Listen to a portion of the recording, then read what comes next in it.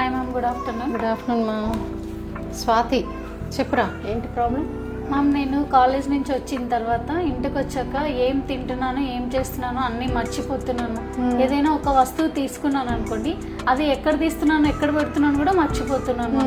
రీసెంట్గా నేను సైరా మూవీ చూసాను. చూసిన తర్వాత నేను ChatGPT కూడా సెర్చ్ చేశాను మ్యామ్. అప్పుడు అది ఆల్జిమర్స్ లాగా అనుకుంటున్నాను మ్యామ్ దాని గురించి. ఇదిగోండి, మన గూగుల్ అండ్ ChatGPT బ్యాచ్ వచ్చేసింది. సో ఫస్ట్ నీకు ఒకటి అష్యూర్ చేయబోతున్నా, నేను నీది అల్జైమర్స్ డిమెన్షియా కాదు. సో ఏంటో ఒక లాజిక్ చెప్తాను చూడు. అల్జైమర్స్ డిమెన్షియాలో ఎప్పుడు పేషెంట్ని అటెండర్ అంటే వాళ్ళ ఫ్యామిలీ మెంబర్ ఎవరైనా తీసుకొచ్చి వీళ్ళకి డిమెన్షియా ఉందనే కంప్లైంట్ చెప్తారు. సెల్ఫ్ ఎప్పుడు పేషెంట్స్ కంప్లైంట్ చేయరు అల్జైమర్స్లో. ఒకటి ఓకే, హ్యాపీయా? అల్జైమర్స్ కాదు, అది ఎలానో నేను ప్రూవ్ చేస్తాను. అండ్ నెక్స్ట్ థింగ్, నువ్వు ఇప్పుడు ఏం చదువుతున్నావు అసలు? BTech third year.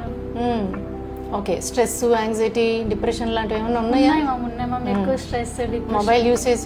Yes ma'am, చూస్తాను. ఐ మీన్ మొబైల్ చూసుకుంటూ కీస్ ఎక్కడంటే ఎక్కడ పెట్టడం అట్లాంటివి కూడా చేస్తుంటావు. మరి ఎట్లా గుర్తుంటుంది నీకు మల్టీ టాస్కింగ్ చేస్తుంటే? అండ్ ఇంకొకటి ఏంటంటే B12 డెఫిషియన్సీ ఉన్నా, థైరాయిడ్ డెఫిషియన్సీ, హైపోథైరాయిడిజం ఉన్నా కూడాను ఇలాంటి ఫర్గెట్ఫుల్నెస్, చిన్న మర్చిపోవడం అనేది కామన్గా చాలా మందికి జరుగుతుంటుంది.